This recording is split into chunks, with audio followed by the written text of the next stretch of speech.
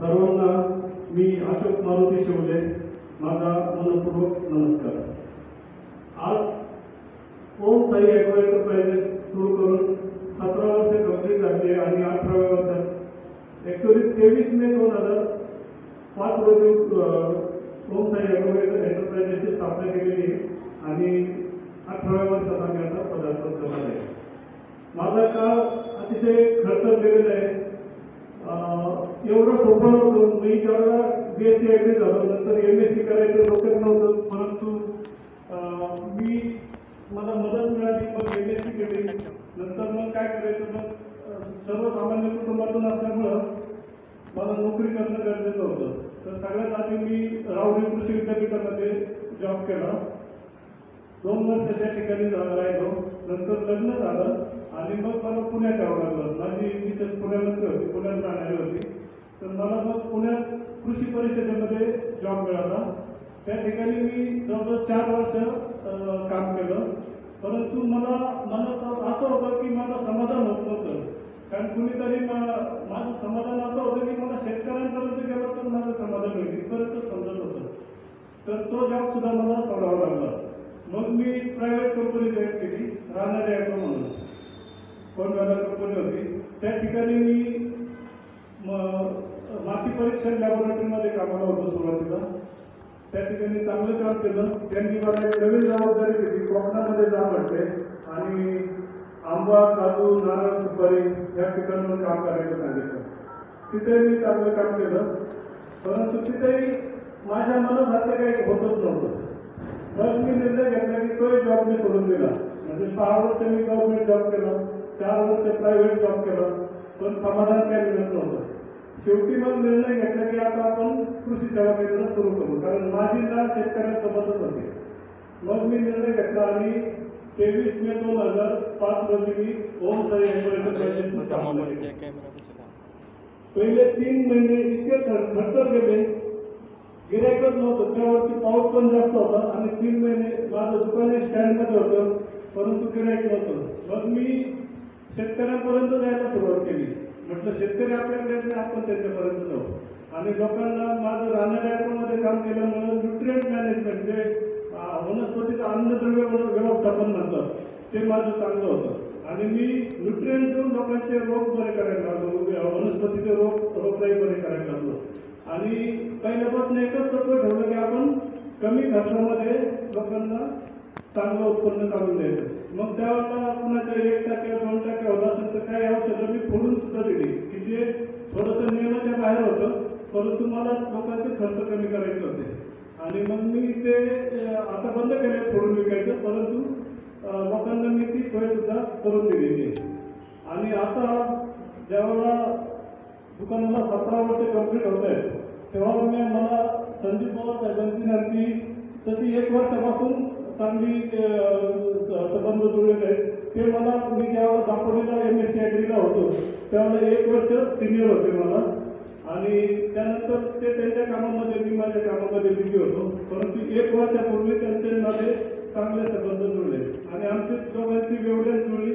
आम्ही दोघांनी ठरवलं की आता आपण शेतीवर काम सुरू करू, मातीवर।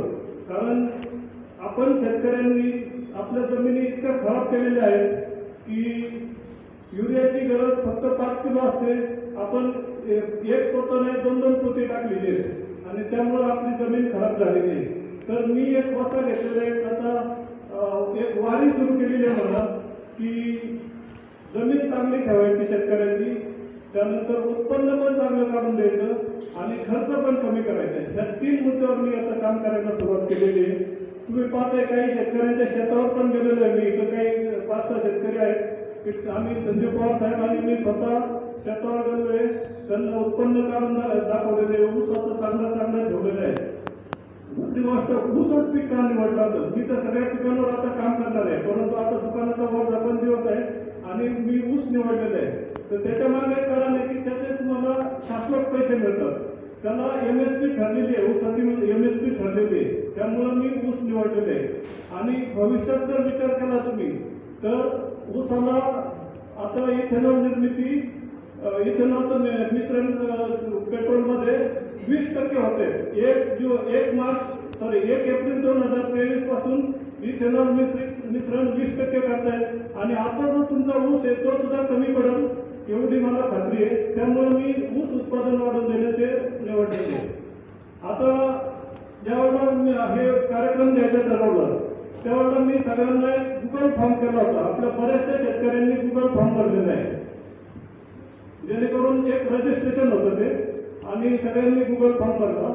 त्यावेळेला मला एक जाणवलं, मी त्यात एक प्रश्न लिहिला होता की तुम्ही आतापर्यंत किती उत्पादन करता. त्यात 4 पर्याय दिले होते. 50% कमी 50 टनापेक्षा कमी उत्पादन एकरी, त्यानंतर 50 ते 75 टन, त्यानंतर 75 ते 100 टनापर्यंत आणि 100 टनाच्या वर. माझ्याकडे डाटा आहे. 42 शेतकऱ्यांनी फॉर्म भरलेला आहे आणि त्यातल्या 20 शेतकऱ्यांनी लिहिलंय की आमचं उत्पन्न 50 टनापेक्षा कमी आहे. त्यानंतर 50 ते 75 टन उत्पन्न असलेल्या शेतकऱ्यांची संख्या आहे 16, 42 मधले 16 आणि 75 ते 100 टनामधले 6 शेतकरी आहेत. म्हणजे जे 50% पेक्षा कमी आहेत त्यांची संख्या आहे 48% आणि त्या ठिकाणी आपल्याला उत्पन्न वाढवायला स्कोप आहे. 50 ते 75 टन मध्ये 38%, त्यांना पण उत्पादन वाढायला स्कोप आहे आणि 75 टनापेक्षा जास्त वाढे 14% होतात. 6 लोक, 42 मध्ये 6 लोक म्हणजे 14% होते. तर त्यांना पण उत्पादन वाढीसाठी स्कोप आहे. तर ह्या शेतकऱ्यांसाठी आज जे उपस्थित आहे त्यांच्यासाठी मी एक योजना सुद्धा केलेली आहे. ती योजना मी आपलं मेन जे लेक्चर आहे ते झाल्यानंतर मी डिक्लेअर करणार आहे आणि सगळ्यांसाठी ती योजना आहे. आज जे उपस्थित आहे त्यांच्या सगळ्यांसाठी ती योजना आहे. परंतु साहेबांचं लेक्चर झालं की मग मी ते डिक्लेअर करणार आहे. दुसरी गोष्ट, मी ज्या खस्ता खाल्लेल्या आहेत बिझनेस करताना, उधारीच्या समस्या असतील, काही आमचेच बांधव असतात की जे बोगस औषधं आमच्यापर्यंत पोहोचवतात आणि त्याच्यामुळं आमचं नुकसान होतं. कारण माझा पिंड असं आहे की मला जर रिझल्ट मिळाला नाही, एखाद्या शेतकऱ्याला मी एखादी बाटली दिली आणि त्याचा रिझल्ट मिळाला नाही, तर मला असं वाटतं की माझं नुकसान झालंय, पुढच्या माणसाने मला फसवलंय. त्यांचं मी विकतच नाही कधीच. माझं ते एक्सपायर होऊन मी ते डिस्ट्रॉय करतो औषध, परंतु त्यांनी विकत नाही. हा माझा पिंड आहे का, तर मला शेतकऱ्याचं नुकसान नाही होऊन द्यायचं. तर असे काही ऍग्रिकल्चर ग्रॅज्युएट्स आहेत आता भरपूर बाहेर पडत आहेत. आपले सगळे सर्वसामान्य शेतकऱ्याची मुलं असतात ते ऍग्रिकल्चरला जातात आणि त्यांना आता सरकारी नोकऱ्या राहिलेल्या नाहीयेत किंवा फार त्रास होतो, सहजासहजी मिळत नाही. तर जे कोणी माझ्यासोबत जोडणार आहेत हा बिझनेस करण्यासाठी, कृषी सेवा केंद्र किंवा इतर कोणत्याही कृषीशी रिलेटेड संबंध बिझनेस असेल तर त्यांना मी मदत करणार आहे. मदत ह्या अर्थाने की जर त्यांनी कृषी सेवा केंद्र सुरू करायचं म्हटलं तर आपल्या दुकानामध्ये त्यांना प्रॉपर ट्रेनिंग मिळेल. कशा कीड ओळखायच्या, कोणत्या किडी कशा ओळखायच्या, त्याला कोणता रोग कसा असतो, त्याच्यावर कोणतं औषध रामबाण असतं, मग कॉस्टिंग सकट त्याची किंमती सकट त्यांना पूर्ण डिटेलमध्ये ट्रेनिंग द्यायचं. आणि असे 2 व्यक्ती स्टेजवर बसलेले आहेत. एक आहे धैर्यशील बसुरे, त्यांना मी 6 महिन्यापासून ट्रेनिंग दिलं आणि पाडव्याला आता मागे झालं होळी पाडव्याच्या दिवशी त्यांचं दुकानाचं उद्घाटन झालेलं आहे. तसेच दुसरे एक व्यक्ती आहे रवींद्र गायकवाड, त्यांनी कोयवाडीला चालू केलेलं आहे त्यांचं कृषी सेवा केंद्र आणि धैर्यशील बसुरेंनी केंदूरला चालू केलेलं आहे. तर आपल्यातलं पण कोणी जर कृषी दुकानात किंवा इतर व्यवसायामध्ये कोणी इंटरेस्टेड असेल तर मी त्यांना नक्की मदत करेन, जेणेकरून ते पण त्यांचा चरितार्थ करतील आणि ते फसवणार नाही. आपल्या लोकांना चांगली माहिती मिळेल, चांगली औषधं कमी किमतीत. माझ्या ह्या 3 गोष्टी नक्की होणार आहेत. किंमत कमी पडेल, उत्पन्न जास्त होईल आणि जमीन चांगली राहील. कारण आपली माती जर आपण चांगली ठेवली तरच आपण पुढच्या पिढीला ती माती जमीन चांगल्या पद्धतीने देऊ शकतो. आणि दुसरा एकच मुद्दा मला बोलायचं आहे की जो आहे प्रत्येक घराघरात इतकं वाढलेलं आहे त्या रोगाचं प्रमाण, कॅन्सर सगळ्यांना माहिती आहे. भारतामध्ये पहिलं जे धरण झालं ते भाकरा नांगल झालेले, तर त्या पंजाबमध्ये आता एवढे कॅन्सरचे पेशंट वाढलेले आहेत. त्याला एकमेव कारणीभूत आहे युरिया, कारणीभूत आहे त्याला. युरिया किंवा इतर जी खतं आपण वापरतो ते, तर त्याला पर्यायी खतं आता आपण आणलेले. आता युरिया खत मी तर हे लिक्विड युरिया, नॅनो युरिया हे झाले उपलब्ध झालेले आहे. तर हा युरिया बॅग न वापरता असा युरिया वापरायचा किंवा आता माझ्यापेक्षा संदीप पवार साहेब आपल्याला खताबद्दल डिटेल माहिती सांगतील. परंतु काही अशा कंपन्यांनी पण जे घेतलेलं आहे, काम करायला घेतलेलं आहे की ज्यांच्या किमतीच कमी आहेत. इफको सारखी कंपनी आहे की ज्यांची MRP आमच्या खरेदी भावापेक्षा कमी असते, त्या किमतीला विकायचे. फक्त मला ते छापील किमतीवर विकावं लागेल. पण तुमचा फायदा प्रत्येक बाटली मागे 100 ते 100-150 रुपये राहणार आहे. अशी औषधं मी आता कंपन्यांची कामं घेऊन ते आपल्यापर्यंत पोहोचवणार आहे. मला जे बोलायचं होतं ते बोलून झालेलं आहे. शेवटी मी फक्त तुम्हाला एक योजना सांगणार आहे, जे शेवटपर्यंत राहतील किंवा तुम्हाला घ्यायला असेल तर जाऊ शकतं. पण माझी इच्छा आहे की असा कार्यक्रम परत परत होणार नाही. आपलं जीवन, आपलं पोट हे शेतीवर आहे.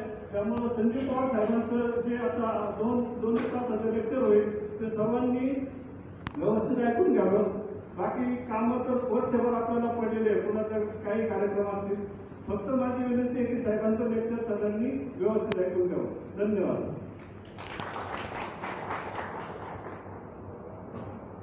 धन्यवाद. अतिशय चांगल्या प्रकारे आपल्या कार्यक्रमाची प्रस्तावना होऊन कार्यक्रमाला आपण सुरुवात झाली असं म्हटलं तरी हरकत करणार नाही. आपण थेट आता आपल्या मुख्य कार्यक्रमाकडे ज्यांच्या मार्गदर्शनाची आपण सर्वजण बऱ्याच वेळापासून वाट पाहत आहोत, त्या संजीव पवार साहेबांचं आपण मार्गदर्शन ऐकणार आहोत. त्या अगोदर मी संजीव पवार साहेबांचा थोडासा परिचय आपल्या सर्वांना देतो.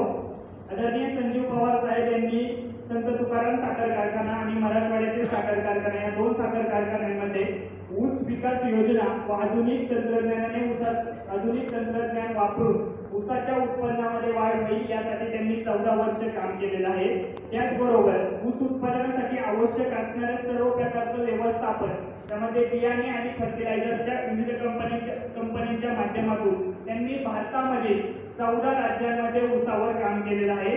त्याचबरोबर आपल्या महाराष्ट्रात नव्हे तर भारतामध्ये शेती क्षेत्रामध्ये एक मोठं आणि प्रतिष्ठित म्हणून नाव घेतलं जातं. त्या बारामती ॲग्रोचे शेती विभागाचे मुख्य प्रमुख अर्थात CEO म्हणून त्यांनी देखील काम पाहिलेलं आहे.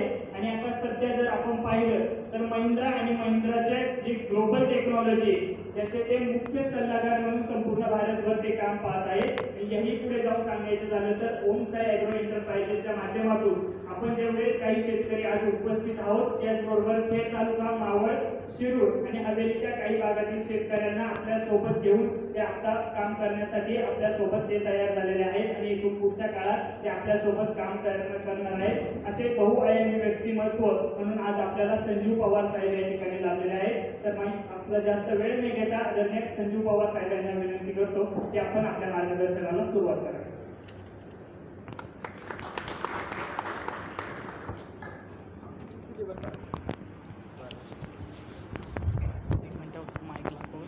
याची गरज नाही ना? नाही तो लाव तो टप्पा आहे हा आपला रेकॉर्डिंगचा आहे. ठीक.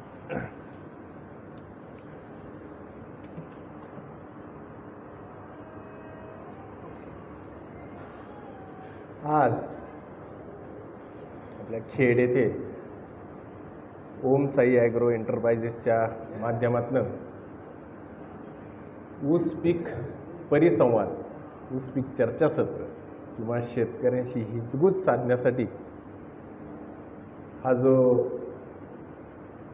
छोट्या खाणी प्रोग्राम आयोजित केला, असे ओम साई ॲग्रोचे प्रोप्रायटर शिवले साहेब ह्या कार्यक्रमासाठी आपला अमूल्य असा वेळ देऊन उपस्थित असलेले खेड तालुका खरेदी विक्री संघाचे सभापती, त्याचबरोबर मंचावर उपस्थित सर्व मान्यवर, ठाकरे साहेब आणि ह्या कार्यक्रमासाठी उपस्थित असलेले ह्या जगाचे पोशिंदे आणि आपल्या सर्व मानवजातीला एक खऱ्या अर्थाने जिवंत ठेवणारे माझे सगळे शेतकरी बंधूंना मी मानाचा मुजरा करतो.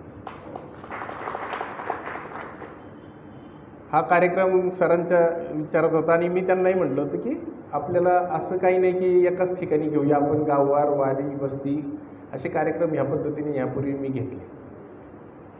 सरांनी आता बऱ्याचशा काही त्याचे कल्पना आपल्याला दिल्या. खरं तर मी असं काही समजू नका की मी फार मोठा कुणी व्याख्याता वगैरे. मी एक शेतकरी कुटुंबात, आपल्यासारख्या शेतकरी कुटुंबातला मुलगा आहे. वडिलांचे आईंचे आमचे संस्कार शेतकऱ्यांसाठी काहीतरी करायचं ह्या हेतूने त्यांनी संस्कार आमच्यावर करत गेले आणि जे जे शेतकऱ्याचा मुलगा म्हणून आणि जे शिक्षण घेतलं ते शिक्षणाचा आपल्या शेतकऱ्यांसाठी कसा जास्तीत जास्त फायदा होईल ते कसं त्यांच्यापर्यंत आपल्याला पोचता येईल ह्या विचाराने सातत्याने गेली 30 वर्ष मी काम करतो आहे. माध्यमं वेगवेगळी होती. आता सांगितलं की साखर कारखाना होता 14 वर्ष केलं. मग ते माझं तिथलं चांगलं कामकाज पाहून मला सीड्स आणि फर्टिलायझर्स कंपन्यांच्या माध्यमातून काही 14 वर्ष वेगवेगळ्या 13-14 राज्यांमध्ये काम करण्याची संधी मिळाली. तिथलंही चांगलं काम पाहून पुन्हा आपल्या शेतीशी निगडीत असलेलं बारामती ॲग्रोचंही त्यांनी मला आग्रहाने हे केलं की आमच्यासाठी 1-2-3 वर्ष आमचे चांगले प्रोजेक्ट्स आमच्या लोकांना थोडं मार्गदर्शन मिळावं तेही केलं. त्याच्यानंतर जेव्हा शेतकऱ्यांमध्ये किंवा वेगवेगळ्या प्लॅटफॉर्मवर माझं चांगलं काम पाहून महिंद्रा अँड महिंद्रा कंपनी माझ्यापुढे 2 वर्ष सातत्याने पाठपुरावा करत होती की आम्हाला नवीन नवीन तंत्रज्ञान हे शेतकऱ्यांपर्यंत पोचवायचे. ज्या ग्लोबल टेक्नॉलॉजी आहेत जागतिक लेवलवर जे नवीन नवीन तंत्रज्ञान येतं ते भारतामध्ये आपल्याला रुजवायचं आहे आणि त्याला तुमच्यासारख्या माणसाची आम्हाला गरज आहे. म्हणून मग मी त्यांच्यासोबतही काम करतो. असं वेगवेगळ्या माध्यमातून आत्ताच माझा जो परिचय दिला.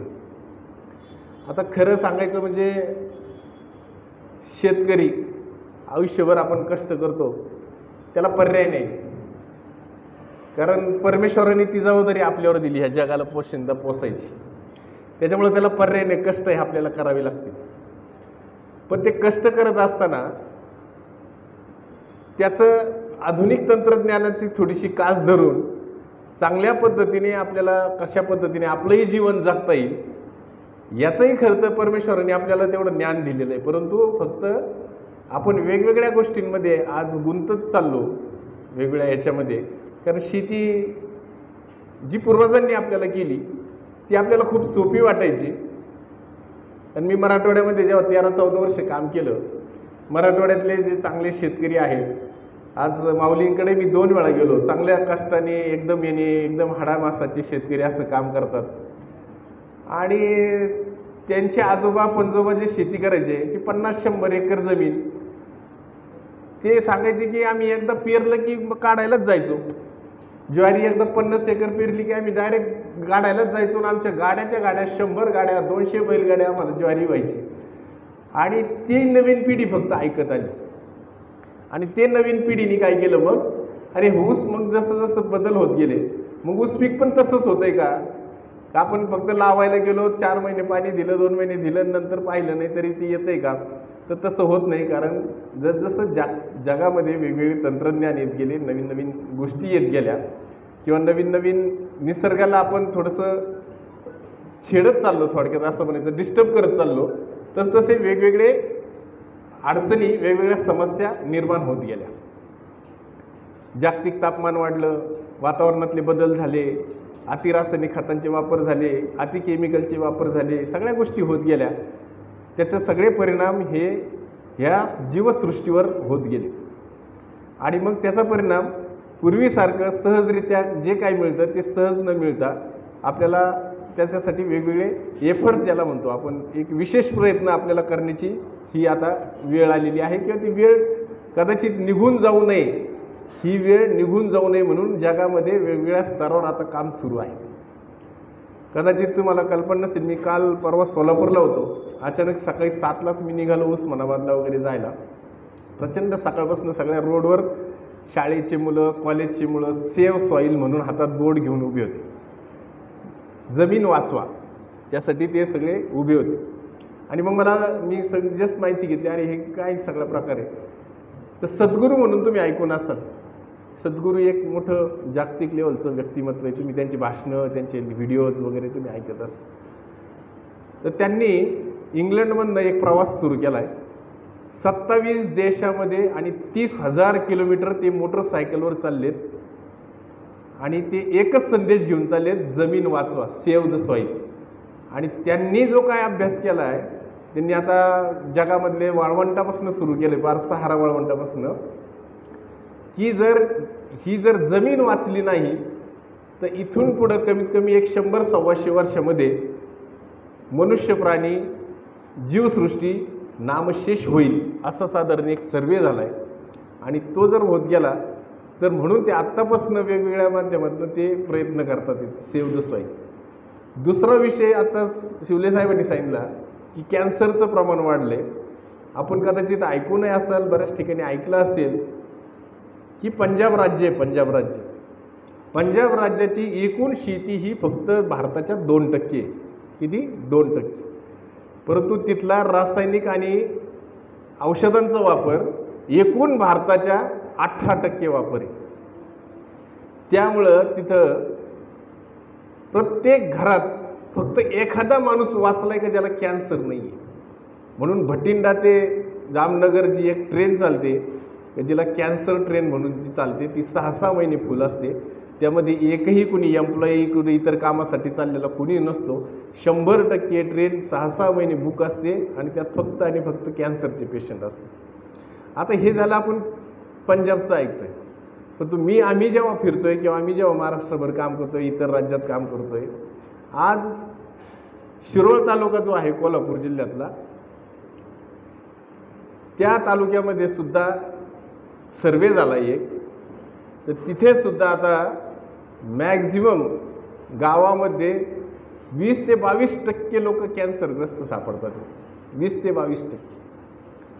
आणि ही वेळ सगळीकडे यायला वेळ लागणार नाही जर आपण वेळेत आपल्या काही गोष्टी आपण समजू शकलो नाही. म्हणून मी आता ठाकरे साहेबांना एक प्रश्न केला होता मगाशी, आम्ही चहा पित होतो, सगळी यायची होती मंडळी, की साहेब तुम्हाला मुलं आहेत का? ते म्हणे हो आहे. म्हणलं नातू आहे का? ते म्हणे आहे नातू आहे. म्हणलं सर्वात जास्त जीव कोणावर लावतो सध्या तुम्ही? ते म्हणे नातवाला लावतो. आणि मग ह्या जर पुढच्या पिढीला जर आपल्याला अशा पद्धतीने आपण मागे काही सोडून जाणार असू की ज्याला आपण सध्या जास्त जीव लावतो, तर त्यासाठी आपल्याला वेळेत पावलं उचलणं फार गरजेचं आहे. आणि त्यासाठी आता मी हा सातत्याने करतो. खरं तर माझे लेक्चर्स होतात, सगळे होतात. आज मी फक्त एक डोळ्यासमोर येतं, मी एक थोडंसं फ्रँकली बोलतो. शिवले साहेब आहेत किंवा दुकानदारांनी मेळावा ठेवला, मग त्यांचं दुकान चालणार असेल, त्यांची इनपुट्स विकायचे असतील, त्यांना औषधं विकायची असतील. परंतु ज्यावेळेस मी जिथं उभं राहतो, अशी माझी महाराष्ट्रात ओळख आहे की जिथं चांगल्या विचाराने जी लोक कार्य करतात तिथंच मी मेळाव्याला जातो, दुकानदारांच्या तरी, किमान दुकानदारांच्या. बाकी आम्ही आमच्या लेवलवर वेगवेगळ्या जातो.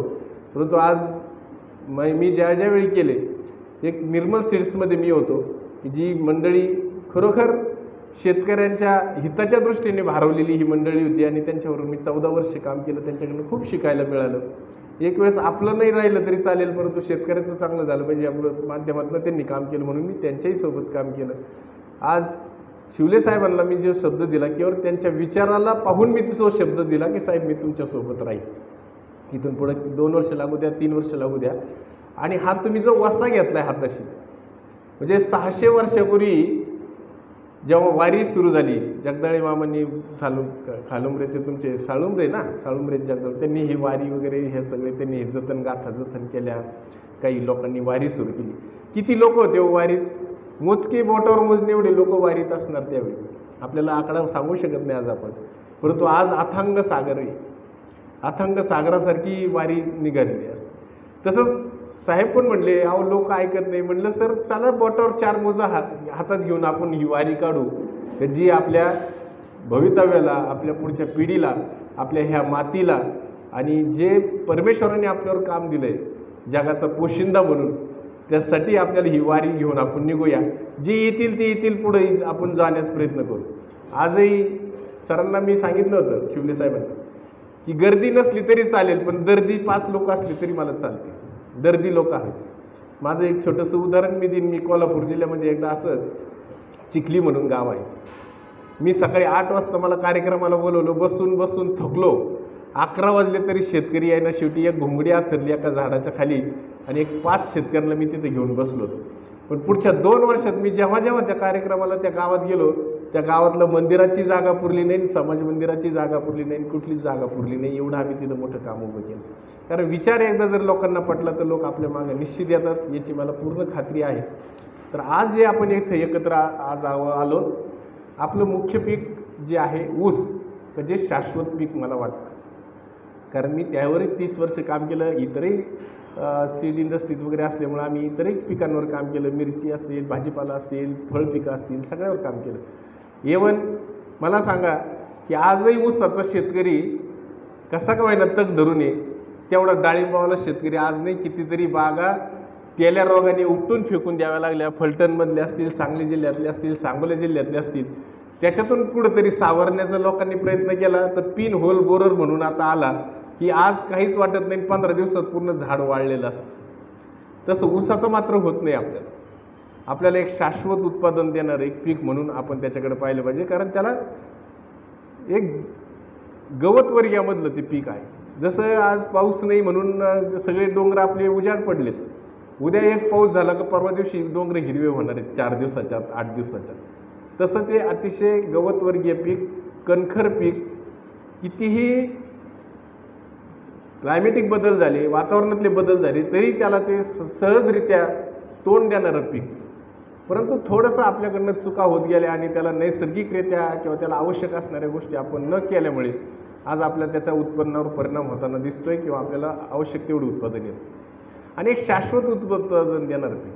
मला एक सांगा, आपल्या भागामध्ये आपण मिरची घेतो, टोमॅटो घेतो. टोमॅटो लावताना त्याच्या रोपापासनं, त्याच्या सगळ्या मेहनतीपासनं, त्याच्या बेडपासनं, त्याच्या खतापासनं इतकं बारकाईने अभ्यास करतो, इतकी विचारपूस करतो, 4 ठिकाणी धावपळ करतो. त्याला दर किती मिळणार आहे माहीत असतो का? माहीत नाही. पण तरी आपण तेवढी धावपळ करतो. तेच ऊस पीक हे माहिती आहे का आपला कारखाना एक 2500 देणार आहे, 2000 रुपये देणार आहे, 3000 रुपये देणार आहे. आता 3000च्या खाली तर शक्यतो मिळत नाही. 3000 रुपये दर देणार आहे तरी मात्र आपलं लक्ष नाही, कारण आपण त्याच्याकडे दुर्लक्ष करतो.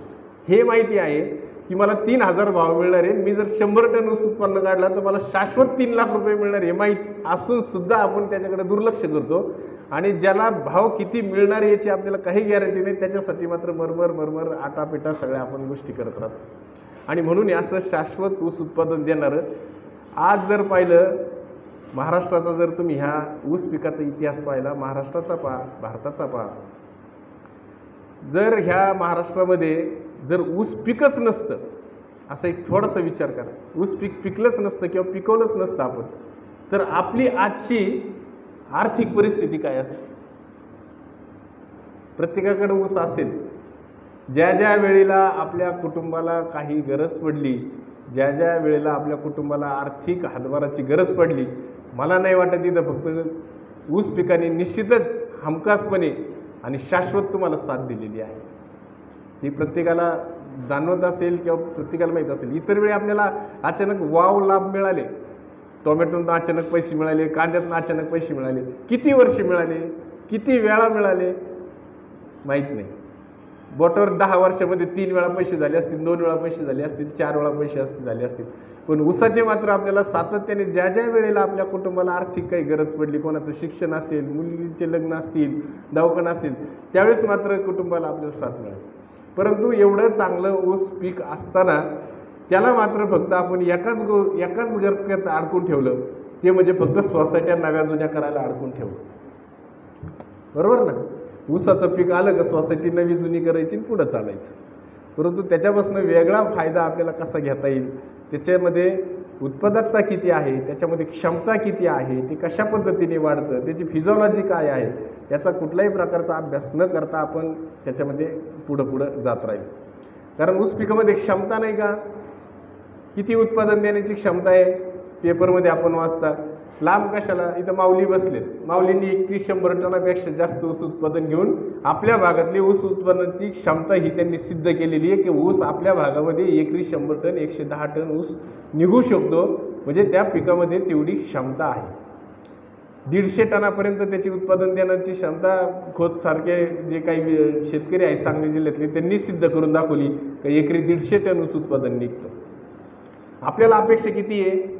एक 80, 90, 100 टनाच्या दरम्यान निघालं तर ऊस पीक हे ऊस पिकासारखं पीक नाही तुम्हाला, शाश्वत पीक. कारण त्याने तिन्ही हंगाम झेललेत तुमचे. तुमचा पावसाळा झेलला आहे, उन्हाळा झेलला आहे, हिवाळा झेलला आहे, तुमची दुष्काळग्रस्त परिस्थिती आली ती झेलली, अति पाऊस झाले ते झेलले, आणि एवढ्या याच्यातनं ते आपल्याला साथ देत आहे. म्हणजे त्या पिकामध्ये क्षमता आहे. तर त्या पिकाची क्षमता आपल्याला कशी टिकून ठेवता येईल आणि त्याचा आपल्याला जास्तीत जास्त कसा उपयोग करून घेता येईल, हा फार महत्त्वाचा भाग आहे. तर त्या दृष्टीने आपण इथून पुढं भविष्यात विचार करणं फार गरजेचं आहे. कारण मी सांगितलं की हे गवतवर्गीयामधलं पीक आहे.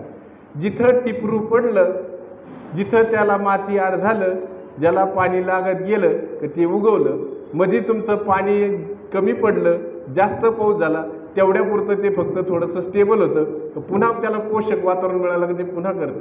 कितीतरी अशा गोष्टी आहेत की मध्ये दुष्काळग्रस्त परिस्थिती किंवा दुष्काळमध्ये स्पॅन आले मागच्या 2 वर्ष 10 वर्षामध्ये. ऊसाचे अक्षरशः लोकांचे ऊस पूर्ण फक्त पानं एखादे 2 हिरवं पानं राहिले आणि नेमके पाऊस सुरू झाला आणि पुन्हा 2 महिन्यामध्ये ऊस पुन्हा हिरवेगार झाले. असं तुमच्या टोमॅटोला, मिरचीला, याला त्याला झालं असतं का हो? नसतं झालं. तर हे अतिशय कणखर पीक आहे, त्याच्यामुळे त्याला आपण पहिले समजून घेऊया. दुसरी गोष्ट, हे पीक ऊस उत्पादन वाढवण्याच्या दृष्टीने थोडंसं मी वेळ जास्त घेणार नाही. बरेच कार्यक्रम आहेत, हे आहे, आणि त्यातल्या त्यात ऊस उत्पादक शेतकऱ्याला भरपूर कार्यक्रम असतात, कारण भरपूर वेळ असतो. त्यामुळे सगळे कार्यक्रम जातीने अटेंड करणं गरजेचं असतं आपल्याला. मी थोडंसं कटू बोललो तरी ते सत्य आहे साहेब, त्याच्यामुळं थोडंसं समजून घ्या. कारण मी थोडंसं कटू बोलतो, परंतु ते सत्य असतं, शेतकऱ्यांना ते पटतं. कारण आपल्याला ह्या पिकाचं थोडंसं समजून घेऊया. ज्यांना थोडंसं वेळ काही कमी असेल त्यांनी थोडंसं गेल्यानंतर परत कधीतरी येऊ. कारण आम्ही तो वासाच आता घेतला आहे म्हटल्यावर काय आम्ही फक्त इथं काय स्टेजवर भाषणं देणार नाही आहोत, तर आम्ही स्वतः शेतात तुमच्या मातीत हात घालून तुम्हाला ऊस उत्पादन वाढवून देण्यासाठी शिवलेसाहेब प्रयत्न करणार आहे, त्यांच्या पाठीशी मी उभं राहणार आहे. एवढं मात्र मी तुम्हाला या निमित्ताने शब्द देतो. तर ऊस उत्पादन वाढण्यासाठी आवश्यक त्याच्या ज्या मूलभूत बाबी आहेत ते आपल्याला पहिलं समजून घ्यावे लागते. ऊस पीक जर कणखर पीक असेल, चांगलं पीक असेल, तर त्याला माती पण आपल्याला तेवढी ताकदीची ठेवावी लागते. म्हणजे जमीन आणि पाणी ह्या शेती करत असताना महत्त्वाच्या असलेल्या मूलभूत बाबी. आता साहेबांनी मला एक रेकॉर्ड आपल्याला वाचून दाखवलं का 50 टनापेक्षा कमी असणारे 48% आहे. हे त्यांनी सांगितलं, ही आकडेवारी खोटी आहे, ही आकडेवारी खोटी आहे. ही कशी? 50 टन फक्त मागच्या वर्षी, त्याच्या मागच्या वर्षी घेतलेलं असेल, पण ऊसाचं उत्पादनाची ॲव्हरेज मी ज्यावेळेस शेतकरी म्हणून सांगतो त्यावेळेस ती कशी सांगायची असते? मला 2020-21ला सुरूचं उत्पादन 50 टन आलं होतं आणि त्याचाच मी पुढच्या वर्षी खोडवा घेतला, त्याचं उत्पादन मला 20 टन आलं होतं आणि माझा ॲव्हरेज हे 35 टनाचं आहे. बरोबर आहे? हे सांगायचं असतं, पण ते शेतकरी सांगत नाही. माझे आत्तापर्यंत 5,500 पेक्षा जास्त लेक्चर झालेले आहेत. लोक एकदम सांगतात 60 टन आलं. अशा शेतकऱ्यांच्या घरी बसून मी सगळ्या पावत्या तपासल्या आणि त्याच्यानंतर त्याचं 2 एकर जे होतं नवीन लागवडीचं ते 60 टनाचं होतं, 120 टन होतं, पण त्याचा खोडवा 5 एकरातनं फक्त 90 टन गेला होता. म्हणजे त्याच्याकडे 7 एकर होतं, 190 टन भागिले 7, म्हणलं तुला ॲव्हरेज 20 टनाचं सुद्धा आलं नाही, मग तू एवढ्या मोठ्या कार्यक्रमात शेतकऱ्यांना का गंडवलं किंवा का चुकीची दिशाभूल केली? मला 60 टन येतं. बिचारे जे करणार आहेत ते पण म्हणतात नाही 60 टन त्यांना आलं होतं, मला पण नाही येत ते. तसं काढू नये. कारण आपण शेती करतोय, आपल्याला शेतीचं अर्थशास्त्र मांडावं लागेल. टाटाने एखादी गाडी समजा विकली, तिला समजा 1,00,000 रुपये यावर्षी नफा झाला, आणि पुढच्या वर्षी एक विकली म्हणजे तो ॲव्हरेज 50,000 रुपये नफा होत नाही, तो 2 गाड्यांचे 2,00,000 रुपये नफा होतो. मग आपण सुद्धा ह्या थोड्याशा गैरसमजात न राहावं की मला एकर क्षेत्र मी किती अडकवलं? 5 एकर क्षेत्र अडकवलं.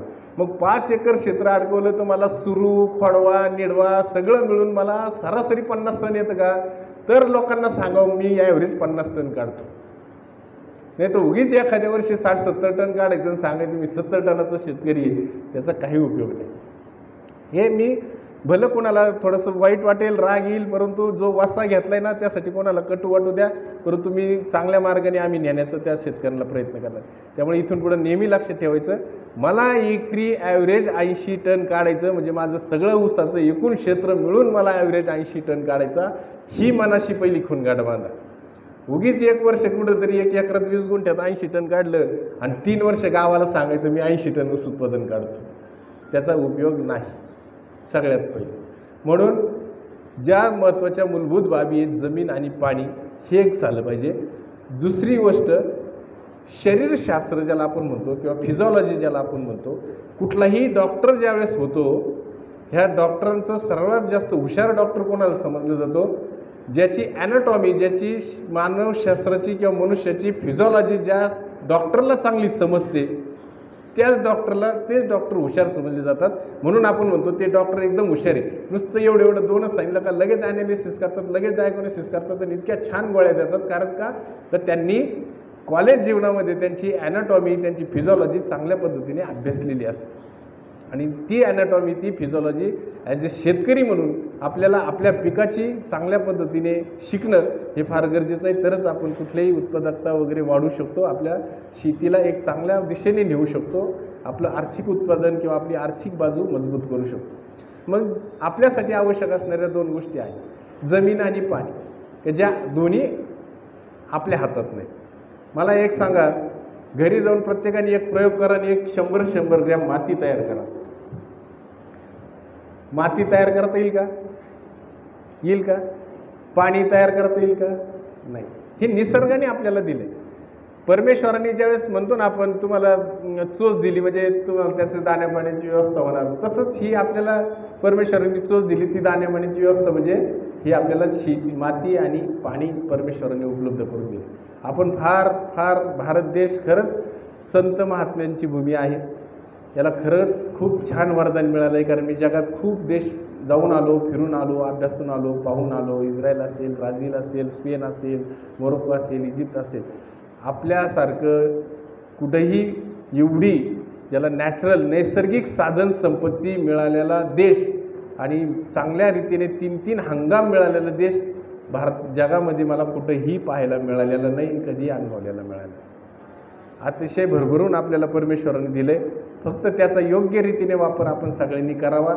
आणि म्हणून जे म्हणतात ना की काही वर्षानंतर भारत हा सगळ्या जगाचा एक दिशादर्शक देश ठरणार आहे. त्या दिशेने जे काय आज चाललं ते खरोखरच त्या दिशेने बरोबर आहे. तर माती ही सगळ्यात महत्त्वाची असते. म्हणून ऊस पीक घेत असताना एक पंचसूत्रीचा आपण थोडासा अभ्यास करायचा आहे, वापर करायचा प्रयत्न करायचा आहे, त्याच्यावर आपण लक्ष केंद्रित करायचं. पंचसूत्रीमध्ये काय येतं? पहिले येतं जमीन म्हणजे माती. या मातीचा आपल्याला चांगल्या पद्धतीने अभ्यास करायचा आहे, माती समजून घ्यायची आहे. मातीचे मग सगळे प्रकार जे आहेत, नुसतं मातीवर बोलायचं म्हटलं तरी मी 2-2.5 तास बोलतो एक. बाकीचे तर तुम्ही मला हे सगळे 1 तासात उरकायचं. मला जी काही वेळ आहे, सगळ्यांची वेळ आहे, 1 तासात मला घ्यायचं. पण माती हा विषय असा आहे की त्याच्यावर तुम्ही दिवसभर जरी बोलले तरी तुम्हाला ते कमी पडेल. एवढं मोठं शास्त्र, एवढं मोठं त्याचा इतिहास, एवढ्या सगळ्या गोष्टी ह्या मातीच्या आहेत. खूप आहे बोलण्यासारखं मातीवर. तर हे मातीचे प्रकार, मातीची सुपीकता ही पहिलं पंचसूत्रीमध्ये लक्षात ठेवायचं. दुसरं लक्षात ठेवायचं आपल्याला ऊस करायचं. मग ते ऊस करत असताना बियाणं हा एक महत्त्वाचा विषय असतो. म्हणून ऊस बियाणं आणि त्याची लागवड म्हणजे लागवड हा एक पंचसूत्रीमधला दुसरा प्रकार आपल्याला लक्षात घ्यायचा आहे किंवा तो समजून घ्यायचा. तिसरं म्हणजे हे सगळं करत असताना आपल्याला त्याला आवश्यकता किती आहे अन्नद्रव्याची. मला आज दिवसभर जर चांगलं आपल्याला जीवन जगायचं तर आपल्याला अन्नाची किती गरज आहे, ह्या सगळ्या गोष्टी आहेत. म्हणून अन्नद्रव्य व्यवस्थापन जसं साहेब म्हणले त्याच्यातही खूप चांगला अभ्यास आहे शिवले साहेबांचा. मला नाही वाटत एवढं चांगल्या पद्धतीने 10, 12, 15 वर्ष शेतकऱ्यांसाठी ग्राउंड लेवलवर, शेती लेवलवर काम करून मग दुकान त्यांनी टाकलं किंवा ते शॉप त्यांनी चालू केलं आणि त्या माध्यमातून म्हणजे एवढं चांगलं. नाही तर घरून फक्त सुटला काय करायचं टाक दुकान, असं दुकान त्यांनी टाकलेलं नाही. त्यामुळे ह्या परिसराचं मी खरोखर त्यांचं अभिनंदन करेल की त्यांनी शेतकऱ्यांची सेवा घेण्याचा प्रयत्न केला आणि तुम्हाला त्या माध्यमातून सेवा मिळते की ज्यांनी प्रत्यक्ष अनुभवलेलं आहे 13-14 वर्ष, त्याच्यानंतर शेतकऱ्यांना सेवा देण्याचा प्रयत्न केला. तर ते अन्नद्रव्य व्यवस्थापन. चौथं महत्त्वाचं पाणी व्यवस्थापन. पाण्याचा अतिवापर, पाण्याचा कमी वापर, पाण्याचा योग्य वापर, ह्या सगळ्या गोष्टींचं व्यवस्थापन हे पंचसूत्रीतलं चौथं. आणि 5वी जी पंचसूत्री आहे ही म्हणजे अलीकडच्या काळात वातावरणामध्ये होणारे बदल, त्याच्यानंतर आपल्या जमिनींचा आपल्या अतिरेकामुळं, आपल्या चुकीच्या व्यवस्थापनामुळं झालेले परिणाम, त्याच्यामुळं फवारणी व्यवस्थापन हे पंचसूत्रीतलं ऊसामधलं. कारण ऊसामध्ये फवारणी म्हटलं का लोक पूर्वी शेतकरी जो होता आपला ऊस उत्पादक शेतकरी 2006 पर्यंत ऊसाला फवारणी केली जाते किंवा ऊस उत्पादक शेतकऱ्याकडं पंप असण्याचं कारण नाही. होतं का? नाही. मला नाही वाटत कुणा असं होतं का त्याच्याकडे ऊसच आहे फक्त आणि त्याच्या घरी पंप आहे? अजिबात नाही. मी तरी पाहिलं नाही 30 वर्ष. पण जसं 2005-06 मध्ये लोकरी मावा आला, लोक एकदम हतबल झाली आणि त्यावेळी समजलं अरे ऊसावर फवारणी करावी लागेल, कीड आली आहे, ते लोकरी मावा कंट्रोल होईना. त्यावेळेस शेतकऱ्यांनी पाठीवर पंप घेतला आणि ऊस व्यवस्थापनाला किंवा ऊसाला फवारणी करायला सुरुवात केली. मग त्यातले जे थोडे तज्ज्ञ शेतकरी होते, चांगले शेतकरी होते, अभ्यासक शेतकरी होते किंवा ज्यांच्याकडं इतर द्राक्ष बागा होत्या, काहींकडे भाजीपाला होता, चला बा भाजीपाल्यावर फवारणी करता करता 19 उरलं, मग जरा थोडंसं आता ऊसावर पण मारू 2 साऱ्यांवर. आणि ज्यावेळेस त्यांच्या लक्षात आलं अरे 19 मारलं, एकदम हे 2 साऱ्या तर खूप छान झाल्या. मग त्याच्यातनं वेगवेगळं तंत्रज्ञान पुढे येत गेलं. मग कुठल्या अवस्थेला कुठल्याला कसं फवारणी व्यवस्थापन केलं पाहिजे ह्या सगळ्या गोष्टी आपण करत गेलो. आणि ही पंचसूत्रीचा आपल्याला जर प्रॉपर वापर करता आला, योग्य वेळी वापर करता आला, तर आपण निश्चितच चांगलं ऊस उत्पादन हे घेऊ शकतो. आता मग सगळ्यात महत्त्वाचं माती किंवा त्याला लागणारी जमीन. आता ऊस पीक हे 12 महिने, 14 महिने, 16 महिने आपल्या शेतात राहणारं पीक आहे. मी मग सांगितलं तसं तिन्ही हंगाम ते बिचारं सोसत राहतं. मग या तिन्ही हंगामामध्ये ही जी माती आहे त्याला जर आपल्याला चांगलं उत्पादन पाहिजे असेल तर त्याची सुपीकता फार महत्त्वाची. म्हणजे थोडक्यात आपण म्हणतो की मातीमध्ये जर ताकद असेल, तुमच्या जमिनीत ताकद असेल तरच आपल्याला ऊस उत्पादन हे चांगल्या पद्धतीने घेता येईल. मग ताकद पाहिजे म्हणजे नेमकं काय पाहिजे हो? मग त्याची सुपीकता पाहिजे. मग सुपीकता म्हणजे काय? किती प्रकारच्या सुपीकता असतात, मातीचं कार्य कसं चालतं हे काय आपल्याला काही त्याच्याशी घेणं नाही. फक्त ऊस लावायचा आहे, टिपरं दाबायचे आहेत, गोण्या टाकायच्यात, पाणी द्यायचं आहे, कारखान्याच्या टोळ्या येत आहेत, तोडून नेत आहेत, एवढंच आपण पाहतो. मग सुपीकता म्हणजे काय? तर जमिनीच्या 3 प्रकारच्या सुपीकता असतात. एक असते जमिनीची भौतिक सुपीकता, दुसरी असते जमिनीची रासायनिक सुपीकता आणि तिसरी असते जमिनीची जैविक सुपीकता. ह्या 3 प्रकारच्या सुपीकता म्हणजे जमिनीचं आरोग्य चांगलं, जमिनीची हे पोत चांगला, जमिनीची ताकद चांगली. आता जमिनीची भौतिक सुपीकता, आता मी जर तुम्हाला फार त्याच्यावर शास्त्रामध्ये जाणार नाही, त्याचं बल डेन्सिटी एवढी असावी, त्याच्या मातीच्या कानांचं आकारमान एवढं मायक्रॉन असावं, एवढं MM असावं, हे फार हे झालं शास्त्र, म्हणजे ते महत्त्वाचं पण आहे. परंतु मी थोडक्यात सांगेन की ज्वारी जमीन कशी असावी, भौतिक सुपीकता म्हणजे म्हणून एक उदाहरण देतो मी. समजा ज्वारी आहे आणि ज्वारीचं पीठ आहे, तर जमीन ज्वारीसारखी असावी का ज्वारीच्या पिठासारखी असावी? तुम्हाला काय वाटतं? हां, पिठासारखी असावी. आणखी कोणाला काय वाटतं? हां, ज्वारीसारखी असावी. तुम्हाला वाटतं ज्वारीसारखी असावी, त्यांना वाटतं पिठासारखी असावी. कोणाला काय वाटत असेल त्याच्यापेक्षा साहेब म्हणत असतील मध्येच मातीमध्ये ज्वारी पीठ कुठून आणलं साहेबांनी, असंही काही न वाटत असेल. एक घरी जाऊन प्रयोग करा.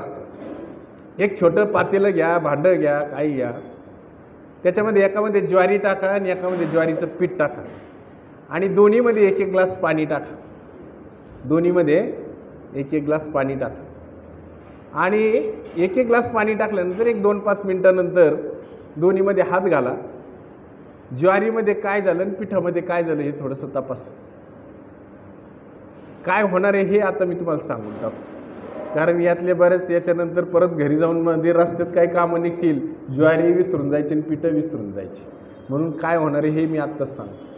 ज्वारीमध्ये जेव्हा तुम्ही हात घालाल ते पाणी सगळ्या चहू बाजूनं त्या पातेल्यामध्ये मुरलेलं असेल, सगळी शेवटच्या तळापर्यंत गेलेलं असेल आणि त्याच्यामध्ये तुमच्या हाताला असं पाणी बिनी लागणार नाही किंवा काही चिकट लागणार नाही, काही नाही. तेच पिठात हात तुम्ही घातला जेवढं ग्लासभर पाणी शक्य आहे तिथपर्यंत मुरेल, खालचं पीठ एखाद्या वेळेस कोरडंच निघेल किंवा जास्त पाणी ओतलं गेलं तुमच्याकडनं तर लागदा होईल, हाताला पीठ सगळं लागेल. मग पीक ज्यावेळेस कुठलंही पीक ज्यावेळेस वाढत असतं त्याला एक पोषक वातावरण लागतं. खाली आपण फक्त वरनं झाडं पाहत असतो, पण आपण कधी मातीत पाहत नाही की ह्या मातीत पोषक वातावरण याला आहे का नाही. का फक्त झाड पाहायचं आणि शिवले साहेबांकडे यायचं काहीतरी फवारायला द्या, झाड पाहायचं का शिवले साहेबांकडे यायचं त्याला काहीतरी टाकायला द्या. झाड पाहायचं का, पण खाली मातीत काही आहे का नाही, काय चाललं हे आपण काही उकरून कधी पाहतो. शेतकरी फक्त डोळ्यांनी पिकं पाहतो आणि दुकानात जातो, पिकं पाहतो आणि दुकानात जातो, मग म्हणत नाही अरे हे का वाढलं, मग त्याच्या खाली उकरून पाहू का, त्याच्या खाली थोडं खोदून पाहू का, त्याच्या खाली सगळं पाहू का, हे आपण पाहतो. मग ज्वारीमध्ये काय होणार आहे, सगळीकडे पाणी असणारे, म्हणजे ज्वारीमध्ये प्रॉपर हवा असणारे, प्रॉपर पाणी असणारे, त्याला आवश्यक असणारे अन्नद्रव्य असणारे, 2 मातीच्या कणांमध्ये आवश्यक असणारे सगळ्या गोष्टी असणारे. मग जे पोषक वातावरण जे पिकाला पाहिजे ते ज्वारीमध्ये राहणार का पिठामध्ये राहणार? हां हां, मग ज्वारीसारखी जमीन असणं म्हणजे ज्वारीची भौतिक सुपीकता. मी जर आता म्हणलं असतं 2 मातीच्या कणांचा आकार एवढा मायक्रॉन पाहिजे, एवढं सेंटीमीटर पाहिजे, वॉटर होल्डिंग कॅपॅसिटी एवढ्या टक्के पाहिजे, ती म्हणले असते तर कुठं जाऊन मोजायची, कशी जाऊन मोजायची आम्ही ती सुपीकता? तर ज्वारीसारखी जमीन असणं म्हणजे ज्वारीची भौतिक सुपीकता. जर आपल्या जमिनीची सुपीकता थोडी तपासायची असेल तर तुमच्या जमिनीहून चालत जाताना माणसाची इच्छा पुन्हा त्याच वाटाने येण्याची झाली नाही पाहिजे.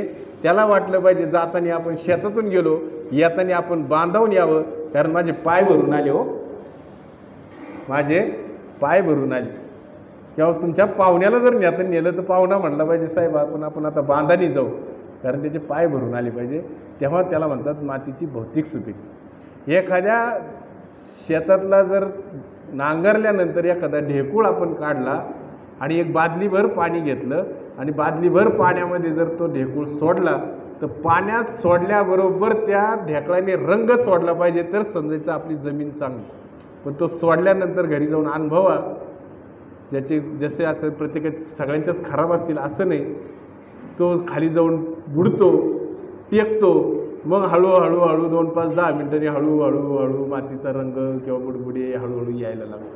अहो पाण्याच्या वर सोडल्याबरोबर त्याच्यातनं लगेच रंग बाहेर पडायला पाहिजे, तर ती भौतिक सुपीकता आपण चांगली म्हणायची. एखादा ढेकळ घेतला आणि त्याच्यावर जर आपण असा पाय टाकला तर पाय टाकल्याबरोबर तो फुटला पाहिजे, तर समजायचं आपल्या जमिनीची भौतिक सुपीकता चांगली. दिवाळीला आपण लाडू बनवतो, लाडू जर बनवताना थोडं जरी कॉम्बिनेशन चुकलं का आपल्याला म्हणावं लागतं काहीतरी फोडायला बत्ता घ्या, बरोबर आहे ना?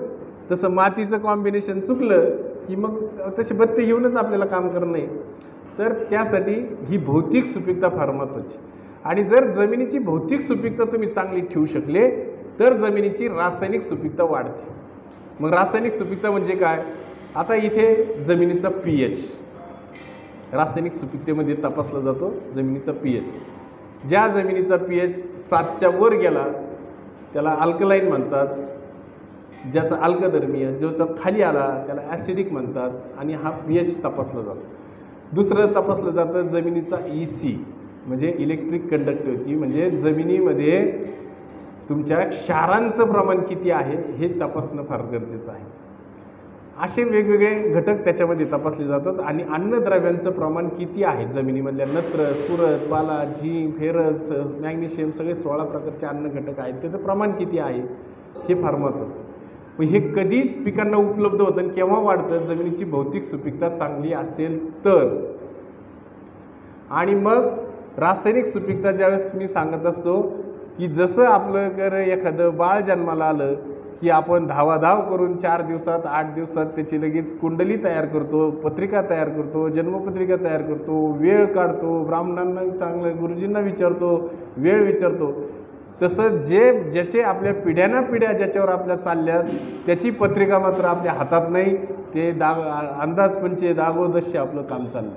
म्हणून आपल्या जमिनीची आरोग्य पत्रिका पहिली तयार करून घेणं फार गरजेचं आहे. जेव्हा ज्यांनी माती परीक्षण केलं असेल त्यांनी घरी जाऊन रिपोर्ट पहा. सगळ्यात वर 1 नंबरला असतं जमिनीचा pH काय आहे, 2 नंबरला तुम्हाला नमूद केलेलं असतं जमिनीचा EC काय आहे, त्याच्यानंतर वेगवेगळे घटक नमूद केलेले असते. जमिनीमध्ये कॅल्शियम कार्बोनेट म्हणजे चुनखडीचं प्रमाण काय आहे, आणि त्याच्या खाली लास्ट असलं जमिनीत नत्र किती आहे, स्फुरद किती आहे, पालाश किती आहे, मग काय आहे. पण जमिनीची ज्यावेळेस तुमच्याकडं सॉईल टेस्टिंगचं ज्यावेळेस तुमच्याकडे रिपोर्ट येतो तर शेतकरी फक्त वरचं काहीच पाहत नाही, किती पोते आणखी टाकायला सांगितलेत, किती पोते आता मला घालावं लागतील, माझ्या ह्याच्यात काय नत्र किती आहे, स्फुरद किती आहे, पालाश किती आहे, एवढंच पाहतो. वरचं जे महत्त्वाचं आहे जर त्याला महत्त्व नसतं तर जे कोण शास्त्रज्ञ असतील, जे कोण त्यातले तज्ज्ञ असतील त्यांनी कशाला ते EC 1 नंबरला ठेवला असतं आणि PH 1 नंबरला ठेवला असतं? त्यांनी तुमचं नत्र स्फुरद पालाश वर ठेवलं असतं आणि हे सगळ्यात खाली टाकलं असतं ना.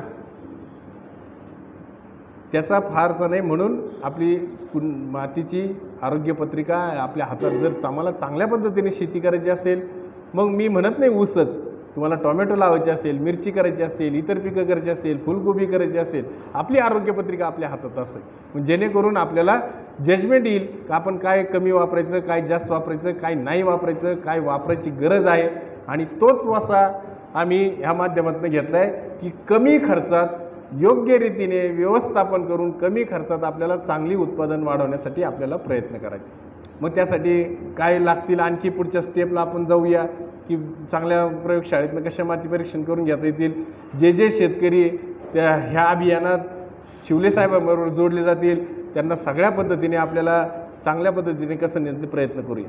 आणि मग हे जे अन्नद्रव्यांचं प्रमाण आपल्याला दर्शवतं किंवा आपल्याला टाकतो आपण रासायनिक सुपीकतेमध्ये, मग अन्नद्रव्य किती आहे? नत्र एवढं आहे, पारा एवढा आहे, स्फुरद एवढा आहे, झिंक एवढा आहे किंवा एवढं आपण टाकतो. अन्नद्रव्य जमिनीत किती उपलब्ध आहे किंवा किती टाकतो याला महत्त्व नाही, ते तुमच्या पिकाला किती उपलब्ध होतं याला फार महत्त्व आहे. एखाद्या शेतकऱ्याला मी जेव्हा जेव्हा प्रश्न करतो किंवा जेव्हा जेव्हा चर्चा होते, हा आत्ताच DAPच्या 3 गोण्या टाकल्या म्हणजे किती टाकलं? 150 किलो टाकलं. अरे पण पिकाला किती मिळालं हे माहिती आहे का तुला? का फक्त 3 गोण्या टाकल्या, सगळं जग 3 गोण्या टाकते. कुठंतरी वाचले 2 गोण्या टाकायच्या, वडील टाकत होते, आजोबा टाकत होते, म्हणून मी पण 2 गोण्या युरिया टाकतोय. पण मिळतायत किती हे माहिती आहे का आपल्याला? नाही. म्हणून रासायनिक खतं ही पेट्रोलियम पदार्थ आहेत. तुम्ही सगळ्यांनी ज्यांच्या मोटरसायकली असतील त्यांनी आज दिवसभर झाकणं लावूच नका. पेट्रोलच्या गाडीचे झाकणं लावू नका. घरी जायचं, झाकण उघडं ठेवायचं आणि परत दुसऱ्या दिवशी पाहायचं. काय होईल? उडून जाणार. हे पेट्रोलियम पदार्थ आहेत. यांचा हवेतनं, पाण्यातनं, याच्यातनं, निचऱ्यातनं वेगवेगळ्या प्रकारे ऱ्हास होत असतो. आणि आजच्या भारताचा जर सगळा अभ्यास पाहिला तर 15 ते 20% फक्त ते पिकांना उपलब्ध होतात, बाकी 80% वाया जातात. किती एखाद्याने जरी सांगितलं दिमागात मी 2 बॅगा युरिया टाकल्या, 100 किलो टाकलं, 46% मिळायला पाहिजे होतं, 46%तलं फक्त त्याला मिळालेलं असतं 10% म्हणजे 4 किलो, उरलेलं 30 किलो हे वेगवेगळ्या माध्यमातून वाया गेलेलं असतं. वेगवेगळ्या माध्यमातून वाया गेलं. म्हणून सरांनी आता एक जे नाव घेतलं नॅनो युरिया आपल्याकडे आला आहे, तर त्याचं वैशिष्ट्य असं आहे. मी थोडं मध्ये ह्या पण गोष्टी सांगेल, कारण सगळ्या गोष्टी एकत्रित किंवा वेगळं सांगण्याची आपल्याला वेळ नाही. नॅनो युरियामध्ये काय होतं, जनरली आपण जो युरिया वापरतो त्यातला 70% वाया जातो, 80% वाया जातो, 10-20%, 15% फक्त उपयोगात येतो. पण हे नॅनो युरियाच्या तंत्रज्ञानामुळे 70 ते 80% उपयोगात येतोय आणि 20 ते 25% वाया जातो. तो कसा द्यायचा आहे, काय द्यायचा आहे, ह्या सगळ्या गोष्टी आपण पुढं चर्चा करणार आहोत. तर हे जे आहे, म्हणून खत किती देतो याला महत्त्व नाही. शेतकऱ्याचं कसं आहे, एकरी 12 गोण्या, 14 गोण्या, 16 गोण्याचं ठरलेलं गणित. किती देतो याला महत्त्व नाही, ते कसं देतो, कधी देतो, कशा प्रकारे देतो याला फार महत्त्व आहे. मी साखर कारखान्यात साहेबांना सांगितलं की मी मग 14 वर्ष काम केलं. 14 वर्षामध्ये केन डेव्हलपमेंट केलं, हार्वेस्टिंग केलं, सगळं केलं, एक्सेस ऊस झाले महाराष्ट्रात, त्यावेळेस काम केलं. मी जेव्हा आम्ही हार्वेस्टिंगच्या वेळेस जायचो आणि लोकांनी 14 गोण्या टाकल्या साहेब, 16 गोण्या टाकल्या, अरे त्यातल्या 6 गोण्याचा ऊस ज्यावेळेस तुटून जात होता तेव्हा बेचक्यातच दिसत होते आम्हाला. शेवटचे जे पान आहेत ना त्याच्यातच पांढरे खडे दिसत होते. आणि मग टाकलं कशाला, गेलं कुठं, ते काय उपयोग झाला? मग आपल्याला ही सगळं समजून उमजून ही शेती करावी लागेल. तर कसं टाकतो, म्हणजे 4 गोण्याच्या ऐवजी 1 गोणी टाकली असती, ती पिरून दिली असती, मुळाच्या सानिध्यात दिली असती, माती आड केली असती, तरी 3 गोण्याचे पैसे वाचले असते आणि चांगलं ते उपयोगात आलं असतं. तीच 1 गोणी टाकत असताना ती कुठल्या तरी सेंद्रिय पदार्थामध्ये, कुठल्या तरी सेंद्रिय खतामध्ये मिक्स केली असती, मुरत घातलं असतं, रात्रभर ठेवलं असतं आणि मग दिली असती, तर ते जास्त उपयोगात आलं असतं. म्हणून खत कसं टाकतो यालाही फार महत्त्व आहे, कधी टाकतो हेही महत्त्वाचं आहे. कधी टाकलं, आता मग साहेब म्हणले, साहेब आम्ही खोडवा तुटल्यावर तर 2-2 महिने पाहतच नाही आणि मग खत टाकतो.